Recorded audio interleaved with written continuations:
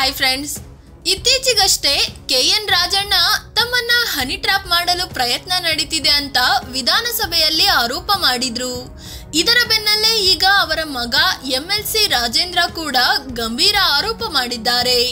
ನನ್ನನ್ನ honey trap ಮಾಡೋಕೆ ಯತ್ನ ನಡೀತಿದೆ, ಅಷ್ಟೇ ಅಲ್ಲ ನನ್ನ ಹತ್ಯೆಗೆ 70 ಲಕ್ಷ ರೂಪಾಯಿಗೆ ಸುಪಾರಿ ಕೊಡಲಾಗಿದೆ, ಅದರ ಆಡಿಯೋ ಲಭ್ಯವಾಗಿದೆ ಅಂತ ಎಸ್ಪಿಗೆ ದೂರು ನೀಡಿದ್ದಾರೆ.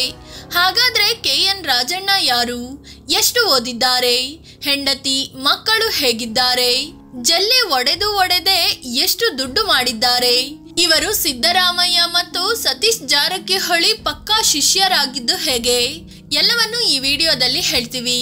ಅದಕ್ಕೂ ಮುನ್ನ ನೀವಿನ್ನು ನಮ್ಮ ಚಾನೆಲ್ಗೆ ಸಬ್ಸ್ಕ್ರೈಬ್ ಆಗಿಲ್ಲ ಅಂದ್ರೆ ಈ ಕೂಡಲೇ ಆಗಿ ಪಕ್ಕದ ಗಂಟೆ ಗುರುತಿನ ಮೇಲೆ ಕ್ಲಿಕ್ ಮಾಡಿ. ಕೆಎನ್ ರಾಜಣ್ಣ ಆರಂಭಿಕ ಜೀವನ. ಕ್ಯಾತ್ಸಂದ್ರ ಎನ್ ರಾಜಣ್ಣ 1951 ಏಪ್ರಿಲ್ 13ರಂದು ತುಮಕೂರಿನ ಕ್ಯಾತ್ಸಂದ್ರದಲ್ಲಿ ಜನಿಸಿದ್ರು. ಇವರ ತಂದೆ ನಂಜಪ್ಪ ಕೃಷಿ ಮಾಡ್ಕೊಂಡಿದ್ರು, ತಾಯಿ ಗೃಹಿಣಿಯಾಗಿದ್ರು. ಪರಿಶಿಷ್ಟ ಪಂಗಡಕ್ಕೆ ಸೇರಿದ್ದ ರಾಜಣ್ಣ ತುಮಕೂರಿನ ಸರ್ಕಾರಿ ಸೈನ್ಸ್ ಕಾಲೇಜಿನಿಂದ 1977ರಲ್ಲಿ ಬಿಎಸ್ಸಿ ಪದವಿ ಪಡ್ಕೊಂಡ್ರು. 1984ರಲ್ಲಿ ವಿದ್ಯಾಲಯ ಲಾ ಕಾಲೇಜಿನಿಂದ ಕಾನೂನು ಪದವಿ ಪಡ್ಕೊಂಡ್ರು. ನಂತರ ವಕೀಲಿ ವೃತ್ತಿ ಮಾಡುತ್ತಲೇ ಕೃಷಿಯಲ್ಲಿ ತೊಡಗಿಸಿಕೊಂಡ್ರು. ರಾಜಕೀಯ ಪ್ರವೇಶ, ವಿವಿಧ ಹುದ್ದೆಗಳು. 1978ರಲ್ಲಿ ರಾಜಕೀಯ ಪ್ರವೇಶ ಮಾಡಿದ್ದ ಕೆಎನ್ ರಾಜಣ್ಣ ಅಪೆಕ್ಸ್ ಬ್ಯಾಂಕ್ನ ಅಧ್ಯಕ್ಷರಾಗಿದ್ರು. ಅಲ್ಲದೆ 5 ಬಾರಿ ಡಿಸಿಸಿ ಬ್ಯಾಂಕ್ನ ಅಧ್ಯಕ್ಷರೂ ಆಗಿದ್ರು. ಪಟ್ಟಣ ಪಂಚಾಯಿತಿ ಲೆವೆಲ್ನಲ್ಲಿ ಕಾಂಗ್ರೆಸ್ನಿಂದ ಕಣಕ್ಕಿಳಿದು ತಳಹಂತದಿಂದ ಚುನಾವಣಾ ರಾಜಕೀಯಕ್ಕೆ ಎಂಟ್ರಿ ಕೊಟ್ಟವರು ರಾಜಣ್ಣ. 1998ರಲ್ಲಿ ಮೊದಲ ಬಾರಿಗೆ ಕಾಂಗ್ರೆಸ್ನಿಂದ ವಿಧಾನ ಪರಿಷತ್ ಸದಸ್ಯರಾದ್ರು. ಈ ಮೂಲಕ ರಾಜ್ಯ ಮಟ್ಟದ ರಾಜಕಾರಣಕ್ಕೆ ಎಂಟ್ರಿ ಆದ್ರು. ಇದೇ ಟೈಮಲ್ಲಿ ಅವರಿಗೆ ರಾಜಕೀಯ ವಿರೋಧಿಯಾಗಿದ್ದ ವಿಎಸ್ ಉಗ್ರಪ್ಪ ಕಾಂಗ್ರೆಸ್ಗೆ ಬಂದ್ರು. ಹೀಗಾಗಿ ಮುನಿಸಿಕೊಂಡು ರಾಜಣ್ಣ ಕಾಂಗ್ರೆಸ್ ಪಕ್ಷ ತೊರೆದ್ರು. ಜೆಡಿಎಸ್ ಸೇರಿ ರಾಜಣ್ಣ ಹೊಸ ಇನ್ನಿಂಗ್ಸ್. ಕಾಂಗ್ರೆಸ್ ಮೇಲೆ ಸಿಟ್ ಮಾಡಿಕೊಂಡು ರಾಜಣ್ಣ ಜೆಡಿಎಸ್ ಸೇರಿದ್ರು. 2004ರಲ್ಲಿ ಬೆಳ್ಳಾವೆ ವಿಧಾನಸಭೆ ಕ್ಷೇತ್ರದಲ್ಲಿ ಜೆಡಿಎಸ್ನಿಂದ ಕಣಕ್ಕೆ ಇಳಿದು ವಿನ್ ಆದ್ರು.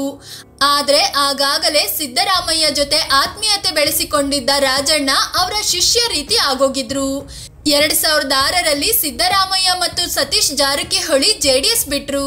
ಅದೇ ಟೈಮಲ್ಲಿ ಕೆಎನ್ ರಾಜಣ್ಣ ಕೂಡ ಜೆಡಿಎಸ್ನಿಂದ ಹೊರಬಂದು ಕಾಂಗ್ರೆಸ್ ಸೇರಿದ್ರು. 2008ರಲ್ಲಿ ಕ್ಷೇತ್ರ ಪುನರ್ವಿಂಗಡಣೆಯಾಗಿ ಬೆಳ್ಳಾವೆ ಕ್ಷೇತ್ರ ರದ್ದಾಯಿತು. ಹೀಗಾಗಿ ಮಧುಗಿರಿ ಕ್ಷೇತ್ರದಲ್ಲಿ ಗೌರಿಶಂಕರ್ ವಿರುದ್ಧ ರಾಜಣ್ಣ ಸ್ಪರ್ಧಿಸಿದ್ರು, ಆದ್ರೆ ಸೋಲು ಕಂಡ್ರು. ನಂತರ ಗೌರಿಶಂಕರ್ ಆಪರೇಷನ್ ಕಮಲಕ್ಕೆ ಒಳಗಾಗಿ ಬಿಜೆಪಿ ಸೇರಿದ್ರಿಂದ ಕ್ಷೇತ್ರಕ್ಕೆ ಉಪಚುನಾವಣೆ ನಡೆಯಿತು. ಆ ಚುನಾವಣೆಯಲ್ಲಿ ಜೆಡಿಎಸ್ನಿಂದ ಕಣಕ್ಕಿಳಿದ ಅನಿತಾ ಕುಮಾರಸ್ವಾಮಿ ವಿರುದ್ಧ ಕೆಎನ್ ರಾಜಣ್ಣ ಸೋಲು ಕಂಡ್ರು. ಅದೇ ಕಾರಣಕ್ಕೋ ಏನೋ ಎಚ್.ಡಿ. ದೇವೇಗೌಡರ ಇಡೀ ಕುಟುಂಬ ಕಂಡ್ರೇನೆ ಇವರಿಗೆ ಆಗೋದಿಲ್ಲ, ಬಾಯಿಗೆ ಬಂದಂಗೆ ಬೈತಿರ್ತಾರೆ. 2013ರಲ್ಲಿ ರಾಜಣ್ಣ ಗೆಲುವಿನ ಬಾವುಟ. 2013ರಲ್ಲಿ ಮತ್ತೆ ಅದೇ ಕ್ಷೇತ್ರದಿಂದ ಸ್ಪರ್ಧಿಸಿದ ಕೆಎನ್ ರಾಜಣ್ಣ ಭರ್ಜರಿಯಾಗಿ ವಿನ್ ಆದ್ರು.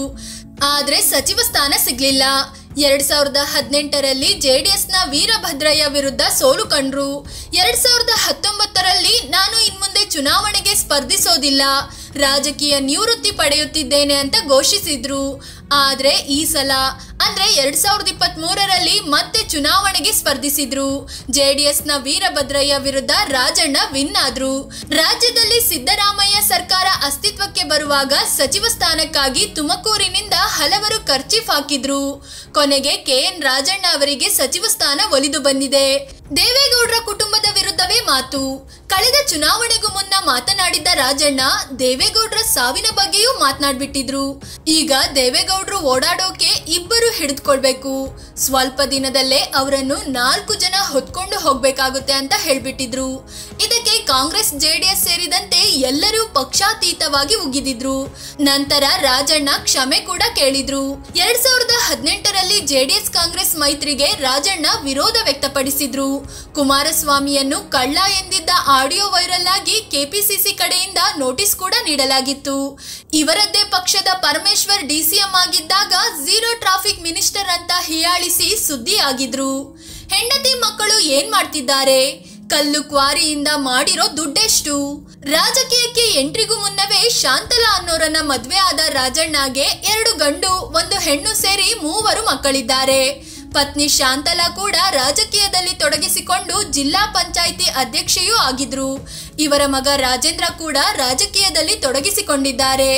ರಾಜಣ್ಣ 35 ಕೋಟಿ ರೂಪಾಯಿಯಷ್ಟು ಆಸ್ತಿ ಮಾಡಿದ್ದಾರೆ. ಅದೇ ರೀತಿ 12,67,00,000 ರೂಪಾಯಿ ಸಾಲ ಇದೆ ಅಂತಲೂ ಘೋಷಿಸಿಕೊಂಡಿದ್ದಾರೆ. ತಮ್ಮ ಆದಾಯದ ಮೂಲ ಸಂಬಳ ಮತ್ತು ಕೃಷಿ ಆದ್ರೆ ಪತ್ನಿಯ ಆದಾಯದ ಮೂಲ ಬಿಸ್ನೆಸ್ ಅಂತ ಹೇಳ್ಕೊಂಡಿದ್ದಾರೆ. ಆದ್ರೆ ರಾಜಣ್ಣ ಹಲವು ಕಲ್ಲು ಕ್ವಾರಿಗಳನ್ನ ಹೊಂದಿದ್ದು ದುಡ್ಡು ಮಾಡಿದ್ದು ಅದರಿಂದಲೇ ಅನ್ನೋ ಮಾತಿದೆ. ಯಶಸ್ವಿ ರಾಜಕಾರಣ, ಜನಪರ ಕೆಲಸ. ತುಮಕೂರಿನಲ್ಲಿ ಲಿಂಗಾಯತ ಮತ್ತು ಒಕ್ಕಲಿಗ ಸಮುದಾಯಗಳ ಪ್ರಾಬಲ್ಯ ಜಾಸ್ತಿ ಇದೆ. ಆದ್ರೂ ಕೂಡ ಜಿಲ್ಲೆಯಲ್ಲಿ ಯಶಸ್ವಿ ರಾಜಕಾರಣ ಮಾಡಿ ಜನರ ವಿಶ್ವಾಸ ಗಳಿಸಿದ್ದಾರೆ ರಾಜಣ್ಣ. ಈ ಹಿಂದೆ ಸಹಕಾರ ಬ್ಯಾಂಕುಗಳ ಅಧ್ಯಕ್ಷರಾಗಿದ್ದ ಸಂದರ್ಭದಲ್ಲೆಲ್ಲ ರೈತರಿಗೆ, ಸಾಮಾನ್ಯ ಜನರಿಗೆ ತುಂಬಾ ಸಹಾಯ ಮಾಡಿದ್ರು. ಅವರು ಸಾಲ ಕೊಡಿಸಿರೋದನ್ನ ಜನ ಇಂದಿಗೂ ನೆನ್ಪಿಟ್ಕೊಂಡಿದ್ದಾರೆ. ಅಲ್ಲದೆ ಮಧುಗಿರಿಗೆ ಹೊಸ RTO ಕಚೇರಿ, DDPI ಕಚೇರಿ, ಹೊಸ ಕೋರ್ಟ್ ಕಟ್ಟಡ, ಬಸ್ ಡಿಪೋ ಹೀಗೆ ಹಲವು ಮೂಲ ಸೌಕರ್ಯಗಳಿಗೆ ರಾಜಣ್ಣ ಅವರೇ ಕಾರಣ ಅಂತಾರೆ ಜನ. ಫ್ರೆಂಡ್ಸ್, ಇದು ಯಾರಿಗೂ ಹೆದರದೆ ಅನಿಸಿದ್ದನ್ನು ಹೇಳೋ ST ಸಮುದಾಯದ ನಾಯಕ ರಾಜಣ್ಣ ಬಗ್ಗೆ ತಿಳಿಸಿಕೊಡುವ ಪ್ರಯತ್ನ. ಇವರ ಬಗ್ಗೆ ನಿಮ್ಗೇನ್ ಅನ್ಸುತ್ತೆ ಅಂತ ಕಾಮೆಂಟ್ ಮಾಡಿ ಹೇಳಿ. ಅದೇ ರೀತಿ ನೀವಿನ್ನೂ ನಮ್ಮ ಚಾನಲ್ಗೆ ಸಬ್ಸ್ಕ್ರೈಬ್ ಆಗಿಲ್ಲ ಅಂದ್ರೆ ಈ ಕೂಡಲೇ ಆಗಿ ಪಕ್ಕದ ಗಂಟೆ ಗುರುತಿನ ಮೇಲೆ ಕ್ಲಿಕ್ ಮಾಡಿ. ಧನ್ಯವಾದ.